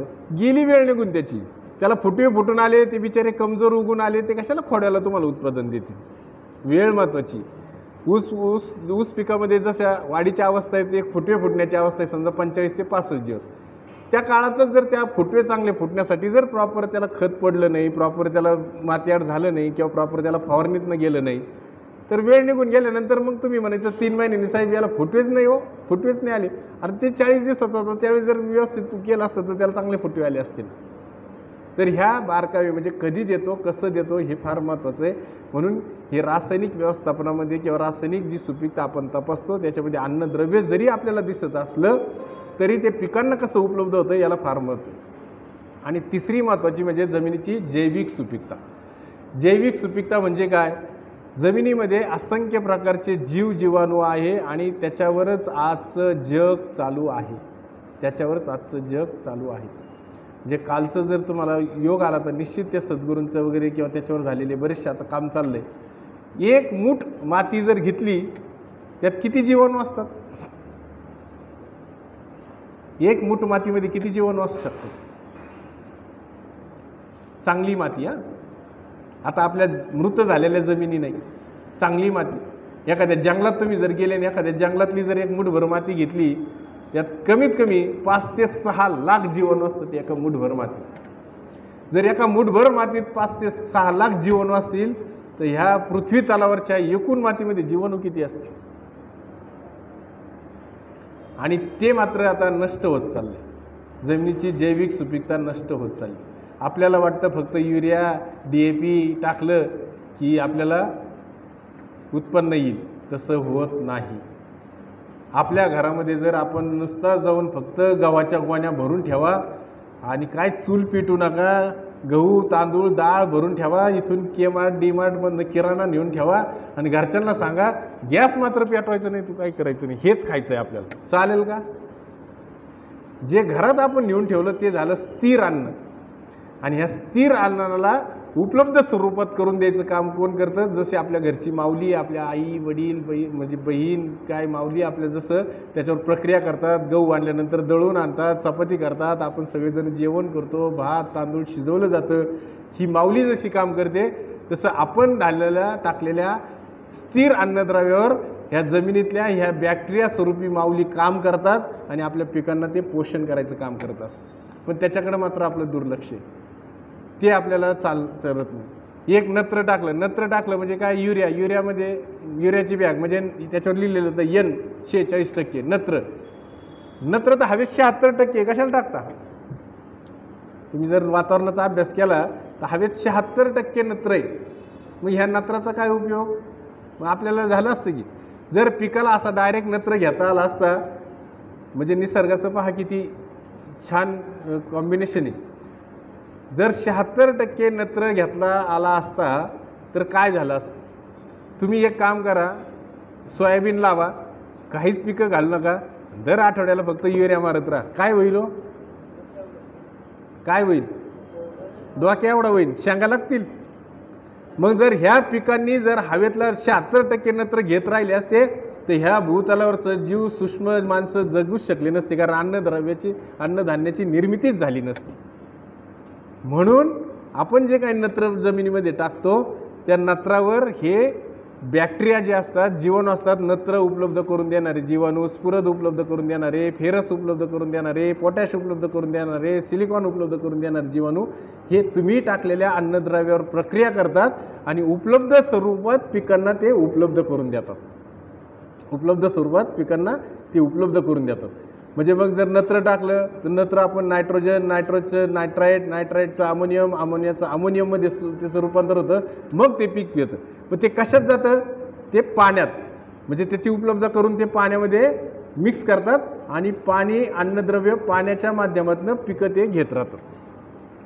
आणि मग त्यासाठी आपल्याला ह्या जैविक ताकद पिकांची आपल्या जमिनीची कशी वाढवता येईल याच्यावर आपल्याला जास्तीत जास्त प्रयत्न करावे लागतील. ती कशी वाढणार आहे त्यासाठी ज्या काही गोष्टी आहेत त्याचा कसा प्रकारे आपल्याला अवलंब करायचा हे आपल्याला आता शिकावं लागेल. म्हणून ऊस पिकासाठी जमीन कशी असावी, काय असावं, जमिनीची ताकद कशी असावी हे आपल्याला लक्षात घेतलं पाहिजे. मी अन्नद्रव्य व्यवस्थापनामध्ये जाईल त्यावेळेस त्याचं बाकीच्या गोष्टी तुम्हाला सगळ्या सांगेन. तर हा झाला पहिला जमिनीचा विषय, की पहिलं तुम्हाला जर चांगलं उत्पादन वाढवायचं असेल तर पहिली गोष्ट आपण जमिनीवर केंद्रित व्हा. मी म्हणत नाही फक्त ऊसाचंच, तुम्हाला जर चांगली सशक्त पिकं पिकवायची असतील, चांगलं उत्पादन घ्यायचं असेल, कमी उत्पादन खर्च करायचा असेल, तर पहिला हात घाला तुमच्या मातीला. जोपर्यंत तुम्ही मातीला, इथं चांगली चांगली शेती करणारी आहेत मंडळी, मी आता जाऊन आलो, ते पण त्यांचे अनुभव सांगतील का जर माती तुम्ही चांगली जोपासली तर पुढची रोग कीड वगैरे बऱ्याचशा गोष्टी खर्च तुमचा हा कमी होतो. तर त्यासाठी आपल्याला पहिलं काम ती करावं लागेल आणि त्याच्यावरच आम्ही बेसिक जे आहे तिथंच आम्ही आता पहिला हात घातला आहे आणि त्याच्यावर आम्हाला जास्तीत जास्त काम करायचं. मग त्याच्यासाठी कुठले कुठले खतं काय, जनरली ऊसाचं लेक्चर म्हणलं का एकच शेतकऱ्याची अपेक्षा असते, पटापटा साहेबांनी जावं आणि पटापटा गोवान्या सांगाव्यात आणि एकदा का गोवान्या सांगितल्या की पटकन आम्ही पण जायला रिकामे होतो, म्हणजे असं लोकांचं असतं. पण तसं लेक्चर माझं नसतं. तुम्हाला जर वाटत असेल साहेब आता गोवान्या लिहून देतील, लागवडीला किती गोवान्या टाकायच्या, 10व्या दिवशी किती टाकायच्या, भरणीला किती टाकायच्या, तशा गोवान्या आम्ही सांगत नाही. आम्ही प्रत्यक्ष प्लॉटला व्हिजिट देणार, तुमचं पाहणार, तुमचं काय कमी आहे काय जास्त आहे आणि त्या पद्धतीने कमी खर्चात तुम्हाला जास्तीत जास्त उत्पादन देण्याचा प्रयत्न करणार. आज जरी हे असेल तर मी कुठलेही गुणी आज सांगणार नाही. ज्याला करायचं आहे चांगलं त्यांनी तिथं संपर्क करावा, नंबर द्यावा, व्हिजिटची वेळ घ्यावी आणि त्या पद्धतीने आम्ही व्हिजिट करू, माती पाहू, माती परीक्षण पाहू, सगळं काय जे आहे कमी जास्त पीक कशाला रिस्पॉन्ड करते काय होते पाहू आणि मग त्या पद्धतीने आम्ही डोसेस देऊया. तर पण त्याचा बेस जो आहे तो समजून घ्या. दुसरी गोष्ट, ऊस उत्पादन वाढवण्यासाठी मी कमी वेळात, मला 3-4 तासाचं लेक्चर 1-1.5 तासात संपवायचं, 1 वाजेपर्यंत संपवायचंही काम आहे सगळ्यांना, म्हणून मी शॉर्टमध्ये सगळ्या गोष्टी सांगणार आहे. दुसरं जे आहे ऊस उत्पादन वाढीसाठी वेगवेगळ्या गोष्टी आहेत, ते म्हणजे ऊस आणि ऊसाची लागवड. आता ऊसमध्ये काय येतं, एक येतं ऊसाच्या जाती. आता ऊसाच्या जाती असंख्य आहेत, त्याची फिजिओलॉजी आपण थोडे समजून घेऊ.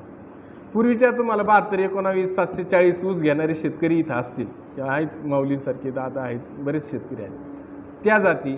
आणि आता ज्या नवीन आहेत 86-032 असेल, 10,001 असेल, 771 असेल, तुमच्याकडे आता नवीन 92-005 असेल, आता नवीन 18-121 आता नवीन रिलीज व्हरायटी येते, 15-002 आता एक नवीन 86-032ची ऊस संशोधन केंद्र पाडेगाव आता रिलीज करते, VSI आता 18-121 रिलीज करते, 86-032 ही प्रॉमिनंट युनिक सातत्याने 2000 साधारण 1998ला ती व्हरायटी आली 86-032 म्हणजे रिसर्चमध्ये आली.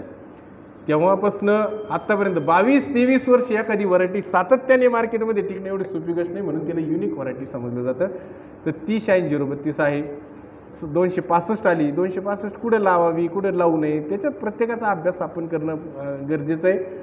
तर त्या पद्धतीने आपण थोडंसं व्हरायटीवर आता खूप डिटेल चर्चा न करता आपल्याकडे ज्या प्रॉमिनंट आहे आपल्या मातीला किंवा आपल्या परिसराला ज्या पद्धतीने आहेत त्या व्हरायटी आपण करायच्या. पण त्याच्यापेक्षा पुढं महत्त्वाचं काय आहे, व्हरायटीला फार महत्त्व नाही, मी तरी आत्तापर्यंत अनुभव. व्हरायटीला काय, कुठलंही बियाणं दाबलं तू जर 15 दिवसांनी बांधून शेत करीत बसला आणि रोज शेत गाड्याला सांगितलं घे एवढं लावून, मी येतो खेडला जाऊन, काय व्हरायटी कुठलं असलं तर काय डोंबलं करीन ती. तुम्ही जर तिथं उभेच नाही राहिले तर, त्याला बियाणे प्रक्रियाच नाही केली तर, त्याचं बियाण्याचं नियोजनच नाही केलं तर, नाही तर आपण म्हटलं 1 नंबर व्हरायटी बरं का 86-032, पण पाहुण्याचं आणलं तिर्रीचं बियाणं, काय करीन ती व्हरायटी, काय करेल ती व्हरायटी. म्हणून बेणे निवड, बेणे प्रक्रिया, लागवड पद्धत ह्या 3 गोष्टी आपल्याला लक्षात घ्यायच्या. बेणे निवडमध्ये आपण काय केलं पाहिजे की बेणे असं नाही आहे ऊसाचं बेणं की गेलो शिवले साहेबांकडं, गेलो पिशवी घेऊन, गेलो मोटरसायकल घेऊन आणलं ऊसाचं बेणं, असं आहे का, नाही, ते शक्य नाही. ते आपल्याला आपल्या शेतात तयार करावं लागेल. एक तर तुम्ही 4 लोक 10 लोक मिळून एकत्रित तयार करा, वैयक्तिक तयार करा, 4 भाऊ मिळून तयार करा, तुमची संस्था म्हणून तयार करा. परंतु ऊस संशोधन केंद्र पाडेगाव, वसंतदादा शुगर इन्स्टिट्यूट यांना मर्यादा आहेत. हो, हे किती लोकांना बियाणं पुरू शकतात. हे काय करू शकतात, पायनियर बियाणं तुम्हाला देऊ शकतात, तुम्हाला ब्रीडर सीड देऊ शकतात, तुम्हाला फाउंडेशन सीड देऊ शकतात. परंतु काय सगळ्या महाराष्ट्राला थोडं ती बियाणं वाटत फिरणार देऊ शकणार आहे, तेवढी कॅपॅसिटी नाही. मग काय करावं, माझा जो अनुभव किंवा मी जे काही शेतकऱ्यांना आत्तापर्यंत मार्गदर्शन करून नेलं पुढं, की स्वतःचा बेणे मला ज्या दिवशी तू शेतकरी ऊस लावतो त्या दिवशी त्यांनी हे लक्षात घेतलं पाहिजे की याचं बियाणं मार्केटमध्ये कुठेही खेडच्या मार्केटमध्ये मार्केट यार्डला जाऊन मिळणार नाही आहे. इथून पुढे आपल्याला ऊस लागवायचा आहे. आपलं स्वतःचा 2 गुंठ्याचा बेने मळा असावा, हे पक्क डोक्यात असावं ऊस उत्पादक शेतकऱ्याचं. स्वतःचा 2 गुंठ्याचा 1 गुंठ्याचा जे काही आपली रिक्वायरमेंट आहे, जे आपल्याकडे जेवढं क्षेत्र आहे ते धरून मी दरवर्षी 1 गुंठा 2 गुंठ्याचं स्वतःचं बियाणं मेळेत तयार करेन. मग बेने मळा तयार करताना काय करावं, एक चांगलं फाउंडेशन सीड आणावं. नसेल तर मागच्या वर्षीचा माझा समजा माऊलींचा ऊस 100 टन निघाला किंवा माझा यावर्षी 80 टन ऊस निघाला, म्हणजे माझा ऊस खूप छान वाढला. मग मी बेने मळा कसा तयार करावा, त्यातले जे चांगले चांगले चांगले शोधून ऊस आणावेत का ज्याची कांडी लांब आहे, ज्यांची जाडी आहे. वैयक्तिक उगी एका कोपऱ्यात गेला नाखं बेट तोडून आणलं घ्या बेनं लावून असं नाही करायचं. किती लागणार आहे, 1 डोळा पद्धतीने पिशवीत म्हणा ट्रेमध्ये म्हणा रोपं तयार करायसाठी 2 गुंठ्याला किती किती रोपं लागणार आहे लागून तुमचे समजा एका 40 गुंठ्यामध्ये 4000 रोपं लागतात. म्हणजे गुंठ्याला किती लागतात, 100 रोपं. 200 रोपं 300 रोपं तुम्हाला तयार करायचे. ते कसे तयार करायचे, 200 ते 300 डोळे आणायचे. एका तुमच्या ऊसाला समजा 20 कांड्यावर ऊस आहे किंवा 15 कांड्यावर ऊस आहे, 10 कांड्यांवर ऊस आहे, म्हणजे किती ऊस आणावे लागणार आहे तुम्हाला, एक 5-50 ऊस आणावे लागते, 100 ऊस आणावे लागते चांगले शोधून. पण तो वेळ दिला पाहिजे ना. माझ्या मागे खेडला जायचे की सकाळी गडबडून ऊस कोण शोधत बसत, ही आपली मानसिक. चांगले चांगले 100 ऊस तो जर केले, कारण का की जेनेटिक प्युरिटी असते, जेनेटिक प्युरिटी ज्याला म्हणतो अनुवंशिक गुणवत्ता जी असते. तर ज्यावेळेस एका बेटामध्ये 10 ऊस 8 ऊस उगून येतात, त्या 8 ऊसामध्ये जेनेटिक प्युरिटी किंवा अनुवंशिक गुणधर्म चांगल्या प्रकारे आलेले फक्त 2 ऊस असतात. किती, 2 ऊस. म्हणजे 86-032 ही व्हरायटी 150 टनापर्यंत उत्पादन देऊ शकते. पण त्यातले 10 ऊस किंवा 8 ऊस बेटामधले अनुवंशिक गुणवत्ता असलेले फक्त 2 ऊस चांगले असतात. आणि ते ऊस जर अनुवंशिकता गुणवत्ता म्हणजे काय, लांब कांडी जाड कांडी डोळे चांगले भरलेले असे जर आपण 100 ऊस शोधून आणले आणि त्याचं 1-1 डोळ्याचं टिपरं केलं, त्याला चांगली बेणे प्रक्रिया केली आणि स्वतःचं 1-2 गुंठ्याचं बेणं केलं, तर पुढचं येणारं उत्पादन मी तुम्हाला आत्ताच लिहून देतो, निश्चित 80 टनाच्या पुढे जाणार. पण आपण जागे कधी होतो, फार सगळे आपलं सगळे लग्न, सगळे गाड्या, सगळ्या शर्यती, सगळं दुनियादारी. मग अरे मला ऊस लावायचं, एका दिवसात सरी, एका दिवस संध्याकाळी पाळी कल्टिवेटर का, दुसऱ्या दिवशी सरी का, तिसऱ्या दिवशी टिपरं का, 5 वाजेपर्यंत पाणी देऊन पायाखाली टिपरं दाबून मोकळा. असं होता कामा नाही. जर ऊस उत्पादन 100 टन तुम्हाला घ्यायचं असेल तर, 80 टन घ्यायचं असेल तर स्वतःचा बेने मळा. निक्की मनाशी एक खुणगाट बांधा, मी ऊस उत्पादक आहे आणि माझ्याकडे स्वतःचं चांगल्या क्वालिटीचं बेन असेल, ही खुणगाट पहिली मनाशी बांधा. आणि मग त्याला काय ट्रीटमेंट लागणार आहे ती आमची इथून मिळेल. ऊस बेण्याला वेगळी ट्रीटमेंट असते, ऊस जे तुम्ही कमर्शियल किंवा ऊस गाळपासाठी घेतो त्याला वेगळी ट्रीटमेंट असते. मग आता हे प्रत्येक एक गोष्टीवर बोलायचं म्हणून म्हणलं मला 3 तास 4 तास 5 तासही पुरत नाही. पण मी सांगेन ज्याला बेने मळे करायचेत ना त्यांनी सरळ नाव नोंदवा, आम्ही सगळं मार्गदर्शन करू आणि बेने मळ्यासाठी विशिष्ट एक शेड्यूल तयार करून देऊ आणि त्यांनी स्वतःचे बेने मळे तयार करावे, त्यासाठी आपण काम करू. मग आता बेनं चांगलं तयार झालं, मग लागवड करताना लागवड पद्धत आपण कुठली वापरतो. आता 4 फुटाच्या खाली तर कोणाच्याच सारी नाही, पण सलग आम्ही ह्याच परिसरामध्ये 1900 जवळजवळ 98-99 पासून आम्ही काम सुरू केलं आणि त्याचं यश मिळायला मात्र आम्हाला 2010-2011 उजाडलं. लोकांना 4 फूट सरीवर न्यायला 12 वर्ष एकतप काम करावं लागलं. तेव्हा कुठं मानसिकता झाली 4 फुटावर लोकांची, नाही तर 2.5, 2.25, 2 या फुटाच्या पुढं. म्हणजे तुमच्या माहितीसाठी सांगतो, आपणच असे नाहीत. माझे UPमध्ये वगैरे लेक्चर्स असायचे, सतना त्याचा खालचा भाग UP बिहारचं बॉर्डर, तिथं माझे ऊसावर लेक्चर असायचे. फुलंदेवीच्या गावात सुद्धा मी कार्यक्रम घेतलेला आहे. तिथले शेतकरी तुम्ही खूप छान दिसते, तिथं असं एक प्रेशर राहायचं, कारण यातल्या निम्म्या शेतकऱ्यांच्या खांद्यावर बंदुका असायच्या. येणारा शेतकरी बिगर बंदुकीचा फार रेअर दिसायचा. आणि मी जेव्हा त्यांना 4 फुटाचं काहीतरी बोलायला जायचो, त्यांच्या चेहऱ्यावरचा राग पण असं वाटायचं एखादा तिकडून फटकन बंदूक काढीन आणि गोळी झाडायला बसलं सर. इतकी वाईट परिस्थिती, कारण ते 2.5-1.5 फुटावर सरीला जातात. माऊली 1.5 ते 2.25 फुटावरची सरी त्यांची. ऊस एकदम ज्वारीच्या ताटासारखी आपली. आणि ते आता थोडा बदल झाला, म्हणजे मागच्या ह्या 5-10 वर्षामध्ये बदल झाला, परंतु 4 ते 5 फुटाची सरी ही पाहिजे. का पाहिजे, मी मगाशी सांगितलं 72, 19, 740 ह्या ज्या ऊस जाती होत्या त्यांचा जर अभ्यास पाहिला तर त्यांची पानं ही आकाशाच्या दिशेने होती, अशी अशी पानं असायची वर, बरोबर ना? मग ज्यांनी अनुभवलं असेल 72, 19, 740 वर, त्यांचे पानं अशी आकाशाची. आता तुम्ही ज्या व्हरायटी आता ज्या लावताय 8632, 265 यांची जर पानं तुम्ही पाहिली तर ही जमिनीकडे झुकलेली पानं आहेत, बरोबर आहे? जमिनीकडं झुकलेली पानं आहेत. पानाची जे पहिल्या